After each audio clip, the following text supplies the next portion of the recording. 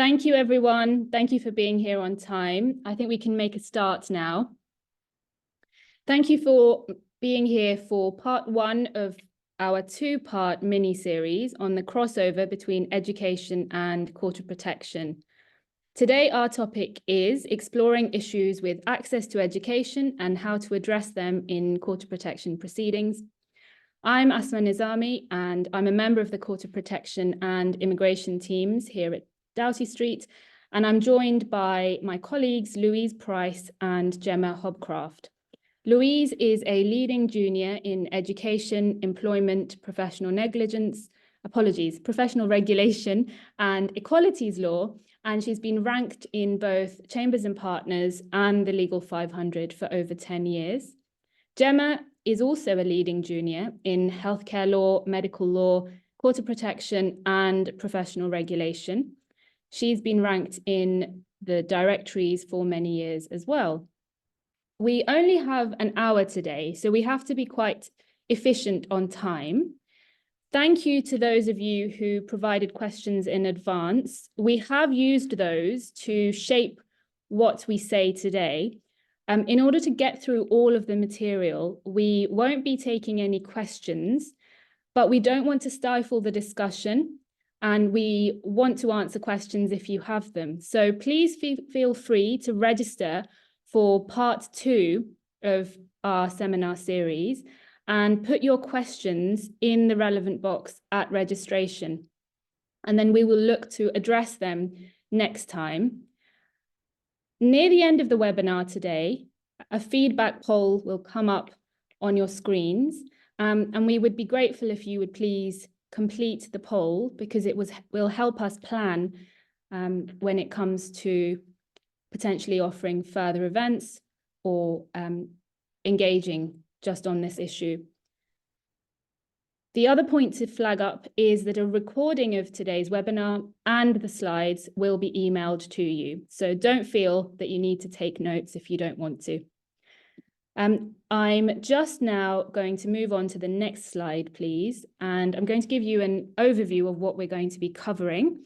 So Gemma is going to provide an overview of education, health and care plans, known as EHCPs.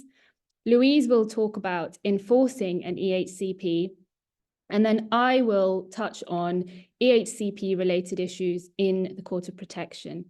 And just the date for your diary, which is the 12th of June between 5 and 6, that's part two of the two-part series that we're offering.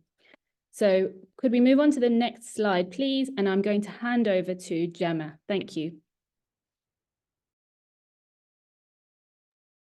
Thanks so much, Asma, and welcome everyone. So yes, I'm going to do a quick, hopefully whistle-stop tour of education, health and care plans, just that you can kind of, if you haven't already, get a sense of what those documents are and how they may be useful for you in court of protection proceedings. Have the next slide, please. So just to provide some context, and this is the data from last year, academic year, government data, there are an awful lot of children and young people who have special educational needs, and we'll come on to the definition of that, but who are able to engage with their education or otherwise through SEND support, so through support that is short of the specific individual legal enforceable requirements that you get in an EHC plan. And Louise will talk to us about enforceability of those later on. And so perhaps to just give you some sense as well of kind of what we're talking about, and I know the word pupils is used here, but it's kind of a broadly drawn definition of pupils, so includes those in hospital, schools, etc.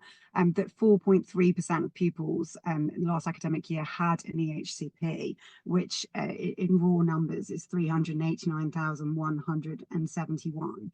I think it's perhaps interesting to note that that was up 9.5% from the data from 2022.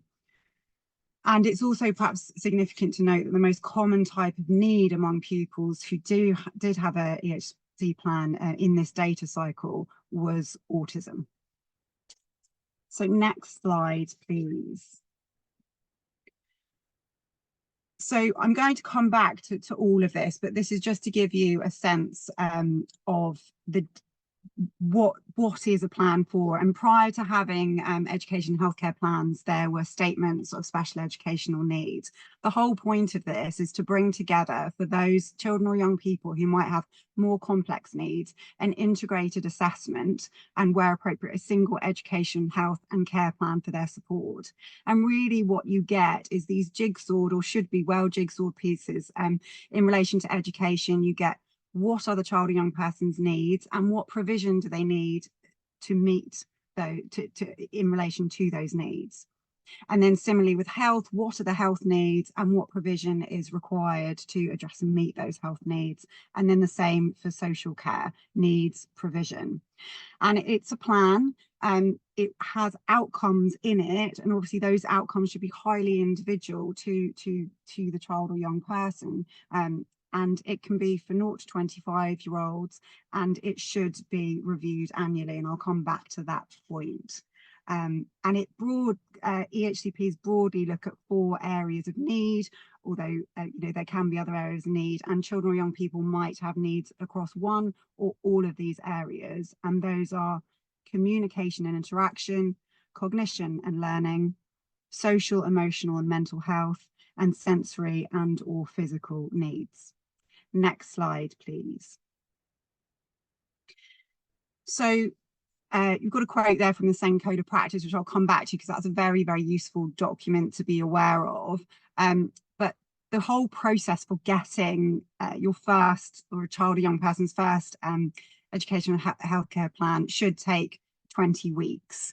And that's from it being triggered by a needs assessment, so a request as to whether there needs to be a needs assessment to look at the child or young person's needs.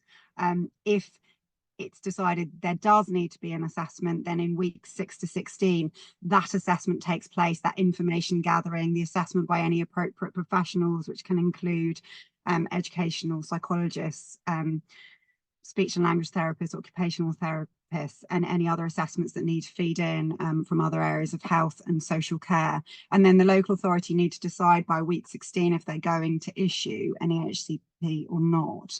And if they are going to, then it needs to be issued by week 20.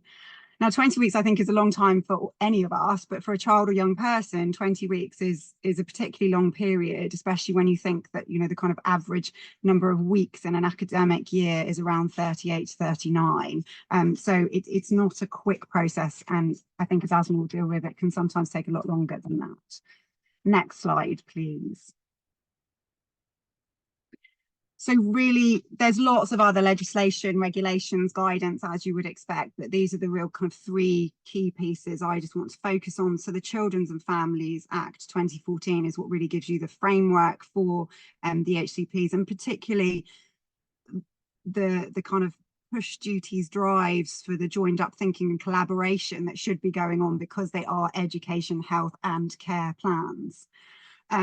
The special educational needs and disability regulations add some flesh to the bones, and the code of practice, as I've already mentioned, is a really detailed and quite user-friendly document, because as you would expect, it needs to be accessed by parents, teachers, etc. In relation to this area. So it's a really good jumping off point and a real treasure trove of information, and I'll come back to that at the end just to highlight some key points in it. Next slide, please. And so you've already heard me talk about needs and provision. So what definitions do we have as to what is special educational needs and what is special educational provision? So section 21 of the Children and Families Act, a child or young person has special educational needs if he or she has a learning difficulty or disability which calls for special educational provision. So you can see it squarely links it back to the provision. And then for provision, it means educational training provision that is additional to or different from that made generally for others of the same age. So that's what you're really looking at. Is it kind of something over and above that can be offered in a mainstream school, that kind of additional differentiation that goes beyond SEND support or goes beyond quality first teaching. There's some other helpful definitions which are probably particularly pertinent to court of protection practitioners in section 21, which includes a definition of healthcare provision and social care provision. And at 21.5, there's also kind of helpful information that states healthcare provision or social care provision, which educates or trains a child or young person, is to be treated as special educational provision instead of healthcare provision or social care provision. So you can see that it's really important to understand what is going to fall where within the plan in terms of what is going to count as special educational provision and what is going to be very distinctly health or social care provision. Next slide, please. So I gave you the outline of the 20-weekish process or 20-week process that should be for a plan. So let's just think quickly about the tests that are involved as to whether a needs assessment would take place, and if so, whether a plan would then be issued, secured. So it's actually a fairly low threshold for whether a needs assessment should take place.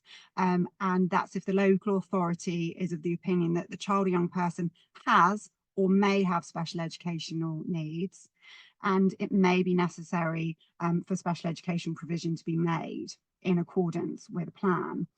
And so if that threshold is triggered, then, as I say, you have the assessment. And then at the end of the assessment, the local authority, and they often do this via panels of decision-making bodies, will look at all the documentation, bring it all together, the information that's been obtained, to work out whether it is necessary, so that's your key watchword here, for special educational provision to be made for a child or young person in accordance with an EHC plan. And if so, they have to secure it and they have to maintain it, which we'll come back to. Next slide, please. And I just want to focus in on this section 19 duty briefly as well, because I think it's quite an important one to be aware of and to have in your toolkit, as it were, in terms of reminding of duties if that needs to be done. So the local authority in exercising its function under this part, which relates to plans, importantly, significantly, absolutely obviously should be having regard to the views or wishes and feelings of the child, his or her parent, if applicable, and or the young person.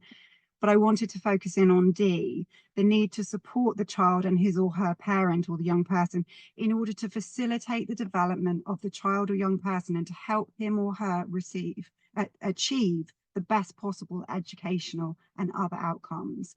So you can see those other outcomes may be more about training or kind of independent living skills, etc., that may form a key part of the work in the plan. But this is the whole point, this is the whole point of these plans, is to enable children and young people to reach their potential. And so it's useful if it's ever needed to remind of that. Next slide, please. So already mentioned the code a number of times, but I think it's important to just be aware, because it's just really useful for yourselves as well, especially if you're having to deal with an education aspect of a COP case, but education isn't an area that's so familiar to you. The code can be a really good jumping off point, because it's got the statutory guidance, it's got the legal requirements, it's got kind of explainers and detail, and then you can kind of use that as your springboard. And importantly, it applies to England, so that you need to be aware of that. But it applies to local authorities' health and social services staff. So it can be a useful kind of tool to deploy as needed, as I say. Next slide, please. So I'm not going to hover on this slide too long. It's really just to give you the statutory underpinning for what goes into an education, health and care plan, which I'll cover again in the next slide. So if we can go to the next slide, please. So this is the most important part. If you have a P who you find out has an EHCP, it's really about getting hold of that, which Asma will come on to, but then how you look at it. It might be an unfamiliar document. And so this is really what you need to be aware of, is the structure of a plan and the areas that you kind of need to focus in on. So section A is often the views of the child or young person, can be completed by the parents and or the young person or someone else if they need assistance with it. Section B should be a really detailed description of need, a description of the child, what their specific needs are. And really all of this should come from the assessments, the information, the professional reports that have come as part of needs assessment or any updating information.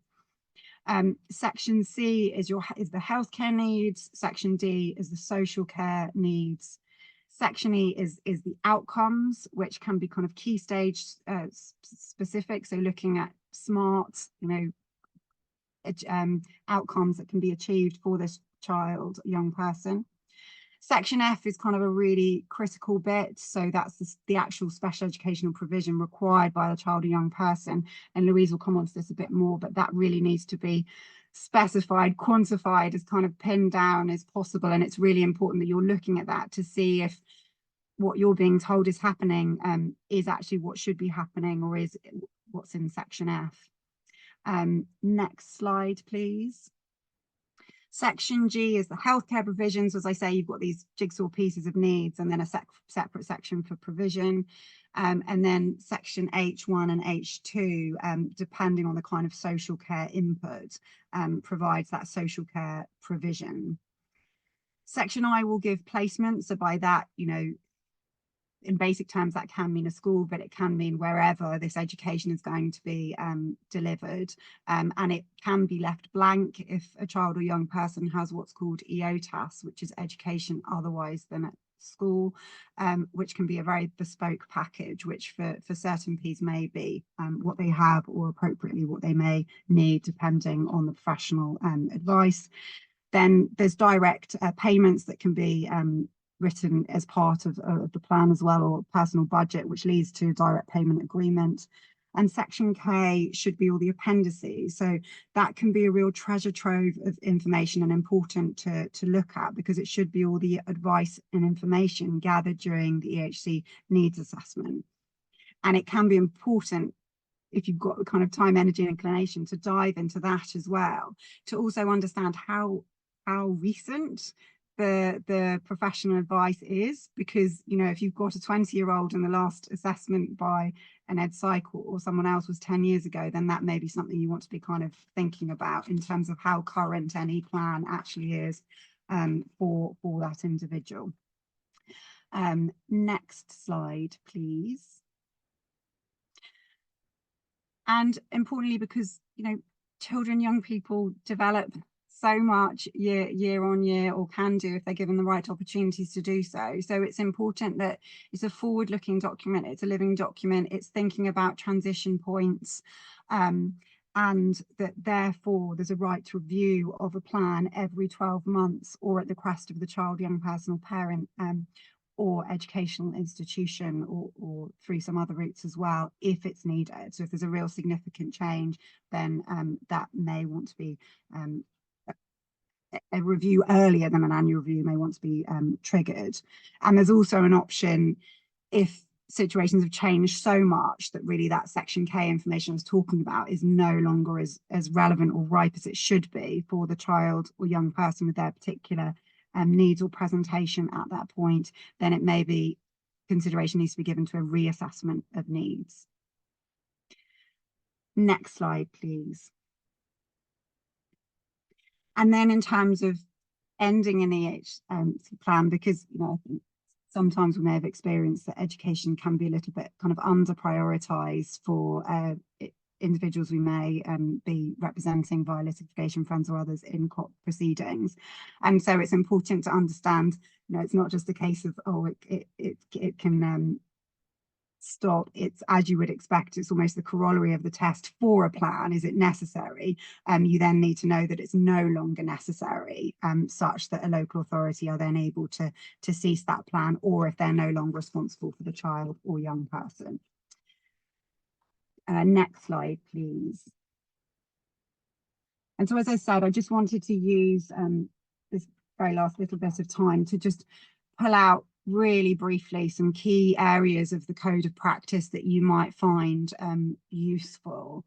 And I think chapter 3, particularly this working together across education, health and care for joint outcomes, really helps to specify, set out those duties, some of which will be very familiar to you already, but so that you're very clear on what those duties are, and I'll come to those in a second.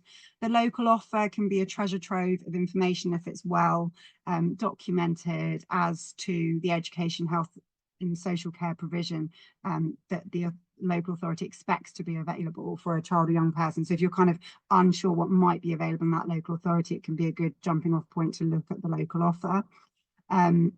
Preparing for adulthood from the earliest years, there's this real focus on that, and kind of, you know, developing young children and young people's potential for whatever it is that they may be looking towards doing, and mental capacity is touched on there as well. And specific circumstances. So if you've got a P who is in custody or in detention, then there's really useful kind of information about the obligations in relation to education during that period. And our next one deals with mental capacity, which we've got the separate webinar on. Next slide, please. And so I did just want to prove that the Code of Practice does mention mental capacity, the Mental Capacity Act. So you do have that in various places, and you'll see that that kind of comes to the fore a bit more in this paragraph when a child has reached the end of compulsory school age. And then finally, next slide, please. This is just pulling out from that key chapter of working together across education, the joint outcomes, and just pulling out the kind of Care Act obligations, the Section 25 of the Children and Family Act obligations of those duties, to kind of collaborate. You know, this is the whole point, those levers of collaboration, joint thinking to do, to try and achieve the best possible outcomes through this plan and provision for a child or young person. And that should be helping things, not hindering matters. So it's that collaborative, joined up thinking that you're looking for. Next slide, please. And so it's really just a case of, if you've got a P who is 25 or under, do they have a plan? Have they had a plan? And making sure you try and get hold of it, and then going through it, looking at the key provisions, looking at the documentation, checking when it was last reviewed, and seeing how it might assist you with your work for P. And final slide, please. And just a couple of websites, if this is a new area for you and you're interested in finding out a bit more, both of these websites provide really good or helpful information that you can peruse at your own leisure should you wish. So that's all from me. Thanks, everyone. Well, thank you very much, Gemma. If we can move on to the next slide, I'm going to talk to you about enforcing a plan. So if there is a plan in place, what can you do if it's not been complied with? Or what can you do on your client's behalf if they are the subject of a plan to help if you want to amend or change the plan? So if we can go to the next slide. So we've already obviously looked at this, but I want to, with Gemma, I want to just touch on this briefly to set in context, of course, when someone can attain a plan, and indeed what rights you're going to have in respect of appealing decisions that are made in respect of a plan. So Section 20, as you've heard from Gemma, sets out when a person has special educational needs and defines that. Section 21, and this is of the Children and Families Act 2014, defines special educational provision, and the definitions there are set out on the slide. If we can go to the next slide. And then, of course, you have the assessment decision that needs to be made under Section 36. And then Section 37, just to pause there for a few moments to look at the wording, essentially says that when a needs assessment determines it's necessary for special educational provision to be made in accordance with a plan, the local authority must secure that the plan is prepared. And once the plan has been prepared, it must maintain the plan. Now, if we can go on to the next slide. Just briefly also touching on the fact, as Gemma's already mentioned it, but of course there is the right for the local authority to cease maintaining a plan, in other words, to end a plan. The reason I've included that is because, as we'll go on to see, that's also a decision that you have a right of appeal against. And in the circumstances there, you can see there's two circumstances when they can cease to maintain. Either the authority is no longer responsible for the child or young person, or the authority determines that it's no longer necessary for the plan to be maintained. So if we can go on now to the next slide. Again, you've heard already from Gemma of the outline of what goes into a plan, but I'm going to focus more specifically now on the fact that what is in the plan, particularly in terms of the description of provision, should be very specific. Not only does the Code of Practice recommend that, commend it, and also the case law also talks about how that is expected, but we're going to go on to see why that is going to assist your client, or a client or somebody who's the subject of a plan. So in terms of the Code of Practice, you can see there paragraph 9.69, the provision must be detailed, specific, and should normally be quantified. For example, in terms of the type, hours, and frequency of support and level of expertise.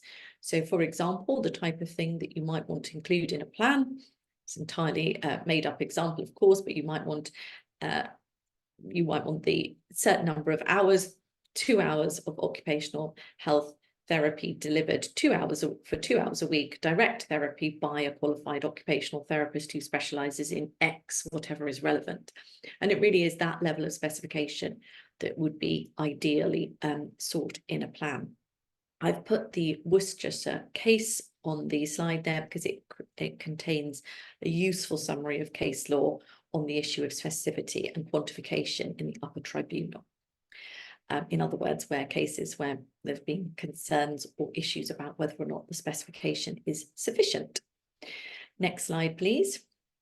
Then, of course, you've already heard section I should include either the name of a placement or the type of a placement. It must include the type of school. It doesn't have to name a school unless the parental preference under section 39 of the Children and Family Act applies and has not been displaced. Put in summary form, section 39 provides a right for a parent's preference of school, as long as it's a mainstream school or other types of specified schools, to be named in a plan, unless, and you can see the exceptions there in the last 2 bullet points on the slide, that either the school or the institution is unsuitable for the individual, for the child or young person, or alternatively, the attendance of that child or young person is going to be incompatible with either the provision of efficient education for others or the efficient use of resources. And it's in that latter category that you normally start arguing about costs. Now, if we can move on to the next slide. So all of that provides a context as to what your right of appeal is. Now, it's section 51 of the 2014 Act that contains the right of appeal. And what you can appeal against is firstly, a decision of a local authority not to secure a needs assessment. So the determination that they're not going to assess need. A decision, the local authority following a needs assessment, that they're not going to essentially provide a plan because special educational provision is not necessary. So those are the decisions that can be appealed if a plan is not in place. If a plan is in place, you can appeal when it's either finalised or amended the following factors. So you can appeal what the description of need is, what the description of provision is. So that's section F, section B. You can also appeal section I, in other words, the named school or institution, or the type of school or institution. And you can also appeal if no named school or institution is put in the plan. And also, as I said earlier, you have a right of appeal against the decision to cease to maintain a plan if one has been in place. So if we can now turn onto the next slide. Who can appeal? Well, it's the parents or the young person. Young person is defined by section 579 of the Education Act, as I've set out on the slide. And essentially, it's a slightly convoluted definition. It is somebody over compulsory school age, but under the age of 18 years. Now, that requires obviously to determine what's compulsory school age. I'm sure we'll be aware, but I've just put a reminder of that it sits under section 8 of the Education Act there. And it's defined effectively saying that it's somebody who's in their academic year when they reach the age of 16. The exact word is that a child ceases to be of compulsory school age on the last Friday in June in the academic year in which they reach the age of 16, or if they reach 16 after the last Friday in June before the start of the new school year. So why say something simply when you can make it fairly convoluted? But essentially it means the academic year when they are 16, turn 16. Now, if we can move to the next slide. What can the first tier tribunal do? I should say that a Section 51 appeal goes to the first tier tribunal, the SEND part of the first tier tribunal, so a specialist tribunal to deal with these matters. And the first tier tribunal approaches the issues as a rehearing type of appeal. It is, and I've put there the quote from the case of Bromley, which is very well cited. The first tier tribunal stands in the local authority's shoes, re-evaluating the available information in order to if necessary, to recast the statement. I refer there, the case law that I've referred to statement, but of course that was the precursor to what we now know as education healthcare plans. The first tier tribunal has an inquisitorial role, and the appeal is, as it says in quotes there, it's a general appeal. The issue for the first tier tribunal is whether on the evidence, the submissions, the local authority came to the correct conclusions on matters of fact, law and judgment. And it is, and I've put two cases there, the last bullet point and the penultimate one, that stress the fact that it's to be assessed at the time of the hearing. So this is a looking forward and the time of the hearing decision to be made, not the time the appealed decision was made. So of course you may get a situation where matters have frankly moved on and the issues could have moved significantly by the time the matter comes up for a hearing. If we can now move to the next slide. There is also a power of the first tier tribunal to make recommendations. This is specifically in respect of health and social care provision, and Gemma referred earlier to the types of the plan, or the parts of the plan rather, where those needs should be set out. If a recommendation is made, and the power to do so, I should say, is under the 2017 regulations that I've put in the first bullet point, the first tier tribunal must send a copy to the healthcare commissioner of the recommendations. Of course, there will already be the local authority in terms of social care will already be aware of any recommendations because they will be a party to the appeal anyway. The healthcare commissioner and the local authority have 5 weeks to respond unless the first tier tribunal directs a different time limit. So of course it's a point to note that you can ask the first tier tribunal to order a different time limit if matters are urgent, for example. The response must be in writing, so the commissioner and local authority must respond in writing. They must state whether they will comply with the recommendation, and if not, they must give reasons. The response must also be copied to the Secretary of State. And now, to some degree, as you'll go on to see, that therefore, in respect of healthcare, in respect of social care and the recommendations, there is less force in terms of the powers of the first tier tribunal. They can't actually step into the local authority or the decision maker's shoes and redetermine what should be done. And as we're going to go on to see, once something, unlike the health and social care recommendations, once something goes into section F, which is the description of special educational provision, the local authority must comply. It is a mandatory duty. That's not the case, of course, in respect of the recommendations for health and social care. If I can move to the next slide. So, enforcing a plan. Well, how useful is a plan, perhaps, is really the question. In my answer to that very simply is that it is very useful to the person who is subject of the plan, not least and perhaps particularly because you can judicially review a failure to secure provision or placement that is set out in section F or section I.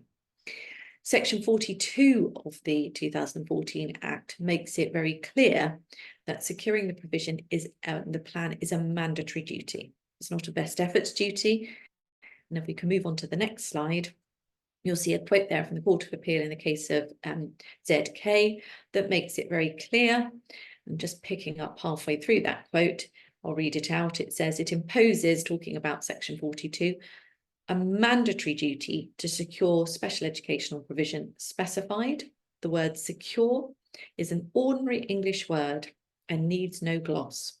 What is plain is that the duty has no reasonable endeavours escape clause available to excuse failure to secure the provision specified. So in other words, if the local authority is not doing what is set out in section F, and indeed in section I in terms of placement, then you can bring a judicial review for a mandatory duty under section 42 or a breach of a mandatory duty under section 42. And there is no argument to be had from a local authority's point of view that the provision, they've used their best efforts or best endeavours. Now, if we can turn to the next slide. Which route of challenge then? So you have a judicial review option, and you also have the statutory appeal to the first tier tribunal. Well, put very simply, if you're arguing about what's in the plan, then usually it's going to be the first tier tribunal. If you're arguing about non-compliance with the plan, then usually it's going to be a judicial review. I have put there in the third bullet point, but there can be grey areas in that simple dichotomy. For example, when the provision is unsuitable, so you do want to argue about what's in a plan, it may be that the first tier tribunal isn't a suitable route. It might not be a suitable alternative remedy that will prevent you from bringing a judicial review if, for example, matters are urgent and the first tier tribunal is going to take too long to deal with it. But that's always going to be very fact specific and case specific, and I would always suggest that you consider it very carefully, because of course, if you seek to judicially review something and the court considers that the first tier tribunal was a suitable alternative remedy, of course they won't give permission for the jail to proceed. Next slide.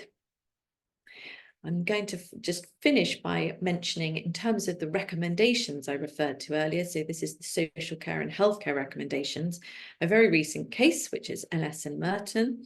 It was a judicial review case, and essentially what was being judicially reviewed was the local authority's refusal to follow the recommendations made in respect of social care under their powers, under the first tier tribunal's powers that we've looked at in the 17 regulations. In this case, the tribunal decided that the individual did require accommodation within a specialist residential unit for 52 weeks a year, where on the basis for that, that the individual would receive a consistency of approach. But they also said it was possible for LS to have a term time boarding school place at a residential school, and in the holidays to have an appropriate package of social care support, which would fall within H2 of the plan.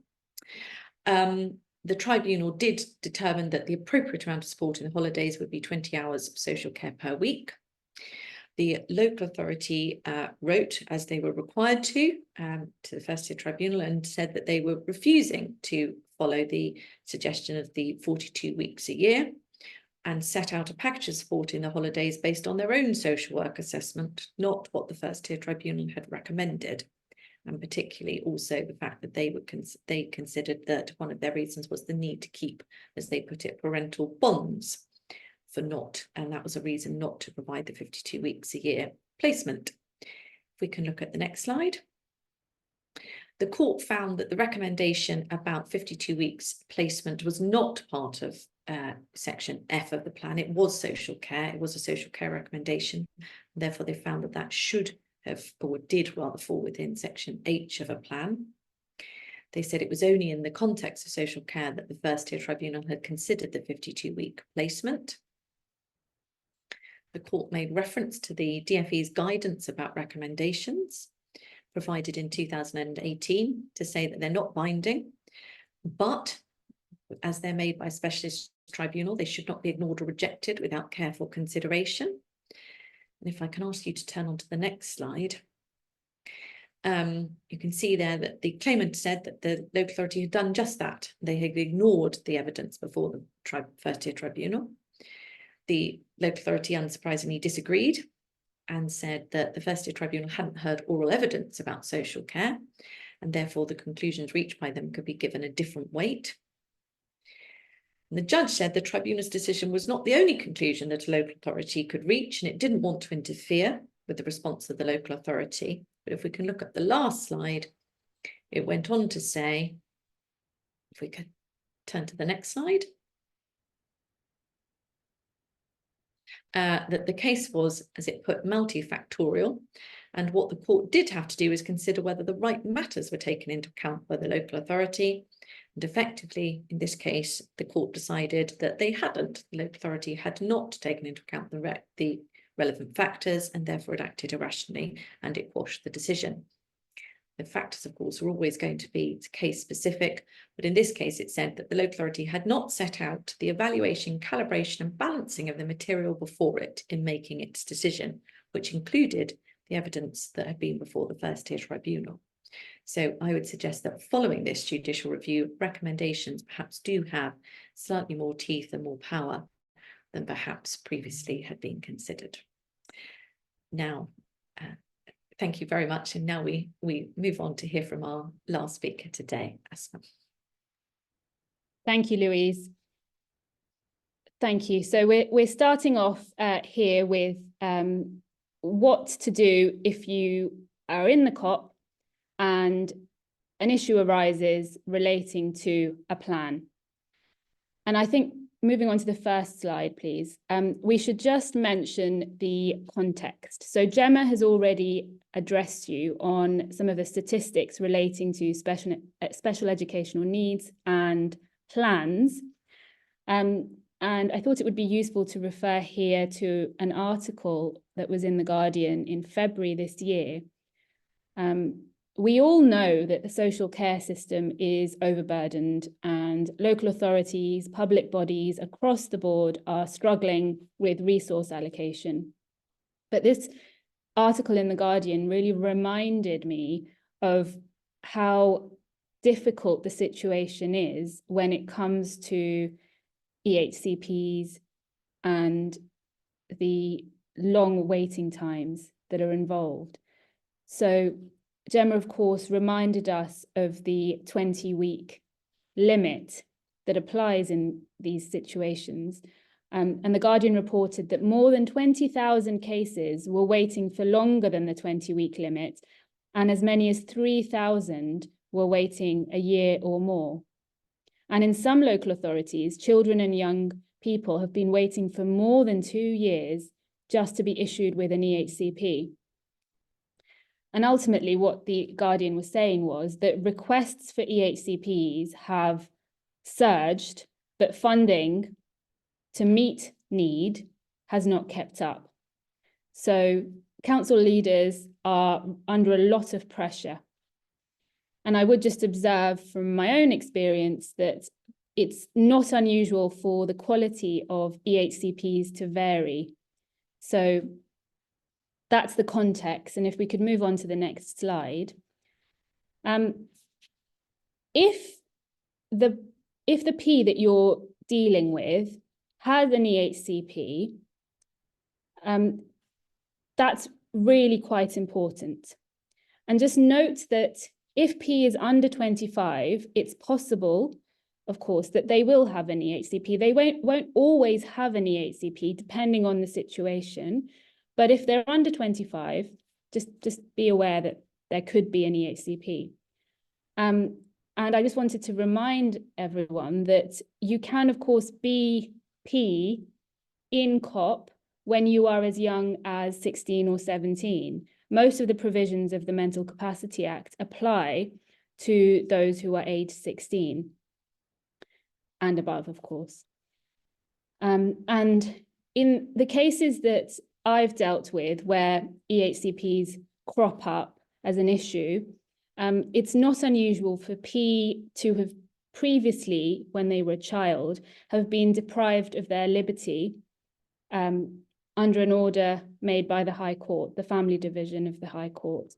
And I've put a note on the slide about an article that was on BBC News yesterday, actually, which people may want to explore just if they're interested in the area. And it was about children who were detained under Dole's orders, speaking out about their experiences once they had turned 18. So the types of cases where this issue might crop up is varied, but the key takeaway from today is that collaborative working is key. As we all know, the Court of Protection is inquisitorial, and it's vital that information is shared as necessary between social care and the relevant SEND team. And I would also just make the point that in my experience, education can often be forgotten about and not prioritized for Ps, because the pressing issue before the Court of Protection is often Ps care, residents, contact, and identifying potentially a suitable placement for them, which can be a real issue sometimes depending on Ps needs.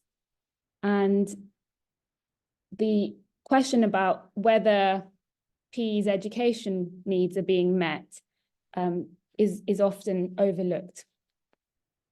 So let's move on to the next slide. If P has an EHCP, the Court of Protection needs as much information as possible.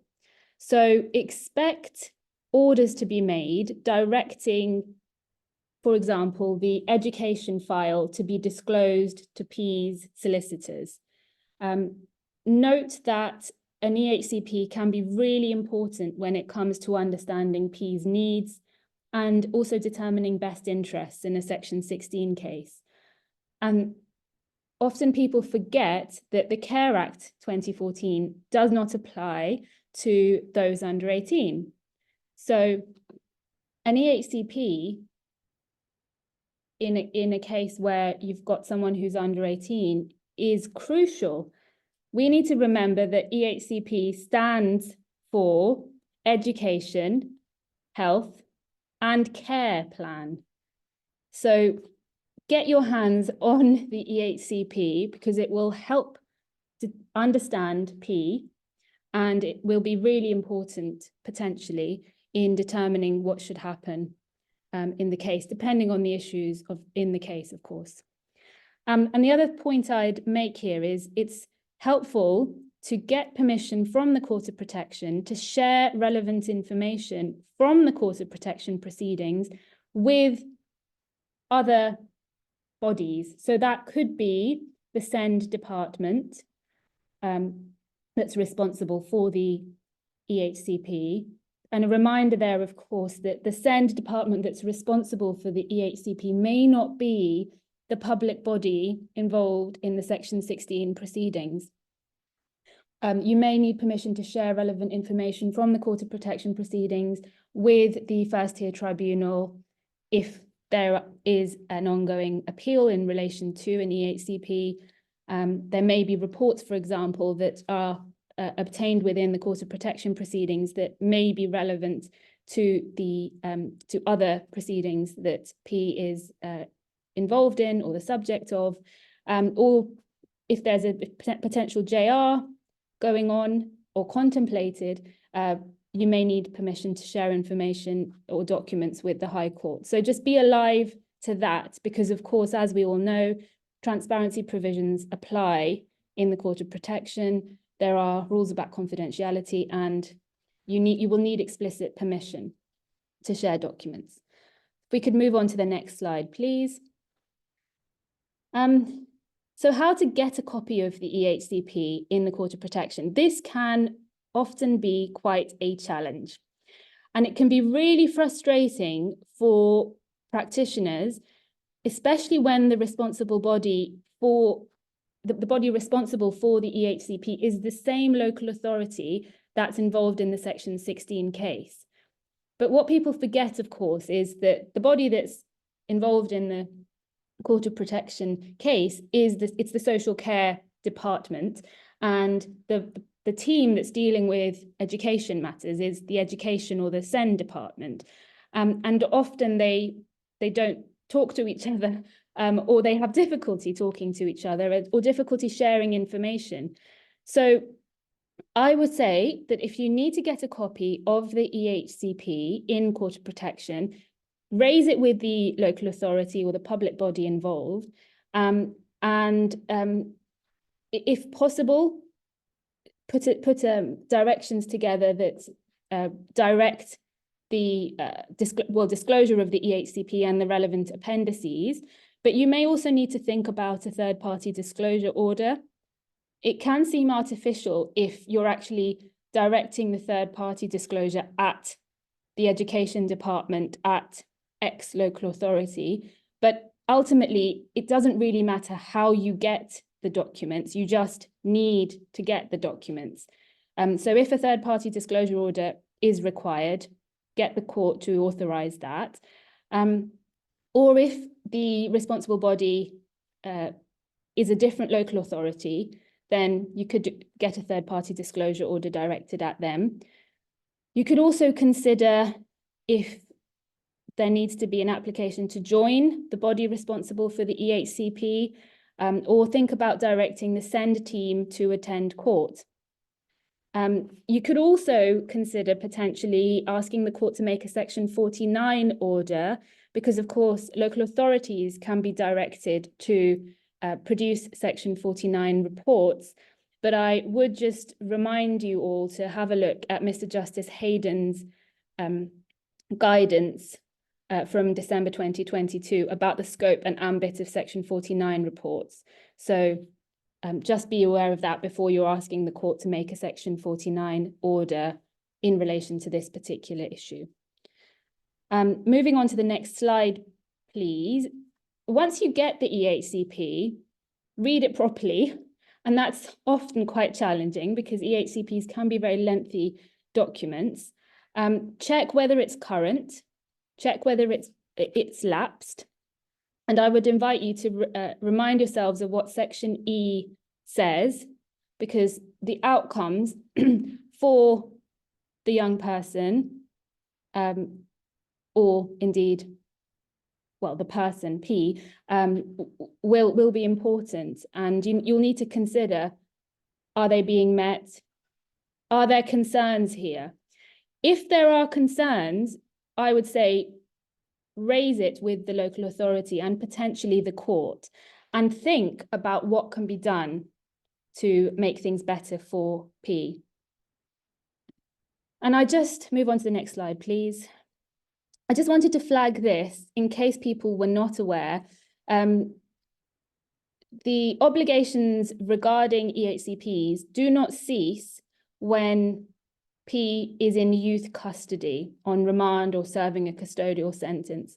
Local authorities may not be aware of this, people may forget, but the SEND Code of Practice does make it very clear that if P has an EHCP plan before they're detained in youth custody, the local authority's obligations carry on in that period of time.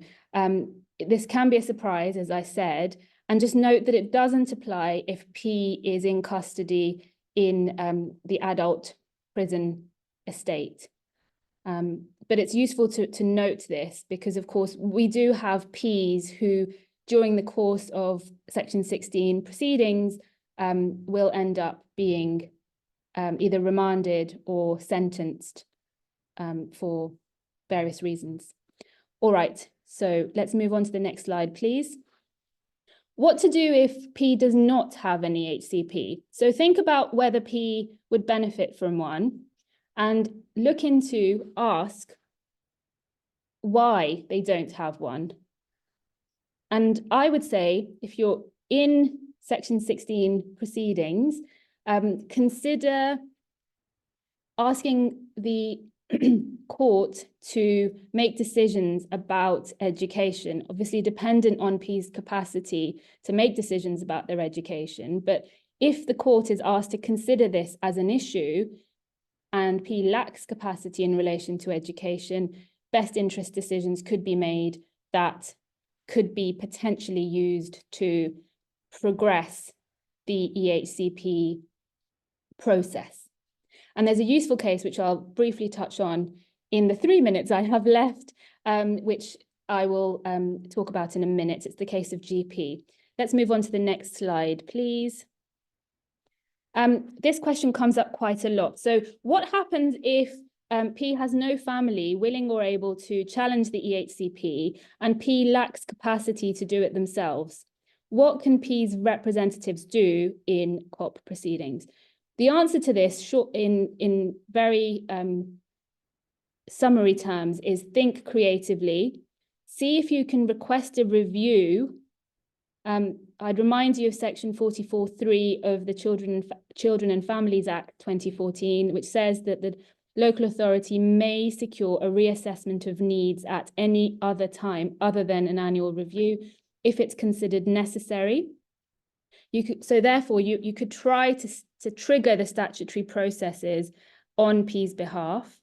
The other thing you could do is consider appointing a responsible person to progress the education matters. So that would need a best interest decision, but it's an option that could be explored. And for example, that the COP does appoint people to regularize immigration status for Ps, to make the applications to the Home Office. So in a similar way, a decision could be made to progress education matters. And just to flag, this is something we will talk about next time, but within the first tier tribunal, there is provision for alternative persons, which are like litigation friends, and those alternative persons can act for P or act on behalf of P where P lacks capacity to bring an appeal. So moving on to the next slide, please. I'm conscious of time. I'm not going to go into this case in detail, but it's important to know about it. It's an interesting case. It was His Honour Judge Dodd, and it's from 2020. GP was 19, had autism, anxiety, and severe learning difficulties. He was in a special school between 2012 and 2018, I believe, and then he had been out of school for a number of years. The local authority was concerned that GP needed targeted support to develop his social skills, and tried to get the court to make declarations that GP lacked capacity to make these two sets of decisions, which I've outlined in the slide. Could we move on to the next slide, please? Thank you. HHJ Dodd took a slightly different approach and amended the specific decisions that had to be looked at. So firstly, it was GP's capacity to request an EHC needs assessment under section 36(1) of the 2014 Act, and 2, GP's capacity to make decisions about his education. Moving on, please. And ultimately, the judge concluded that this was the relevant information for when assessing GP's capacity to request an assessment of need. So paragraph 25 sets out the four bullet points that were relevant to GP's capacity in that particular domain. And moving on, at paragraph 34, the judge clarified the relevant information in relation to capacity to make decisions about education. And ultimately, it was concluded, moving on to the next slide, that GP lacked capacity in relation to those two areas. I would say that the case is helpful because it's, as I understand it, the first time that the Court of Protection dealt with the issue of education, and it's allowed us now to adopt a similar approach and to invite the Court of Protection to make best interest declarations in relation to P's education, potentially. And it also shows us that education matters can be progressed in the Court of Protection. The relevant information is summarized in a very helpful way. So if you have a case where this issue comes up, then of course take a look at that case. So just to draw things together, the tips that I would remind you of are, number one, think outside the box. So be creative, work collaboratively with other public bodies and other agencies. Gather as much information as possible about P, because that's really important when the court is being asked to make a best interest decision about P. and use all the tools at COP's disposal. And ask for advice. So, of course, feel free if you have a tricky situation to approach one of us or to instruct the team if that's appropriate in your case. And next slide, please. Finally, just to remind you, the next seminar in this series will be on the 12th of June between 5 and 6. The slides from today and a recording of today's seminar will be emailed to you. Please complete the feedback if you haven't already done that. Thank you for coming. Have a good evening. Thank you very much.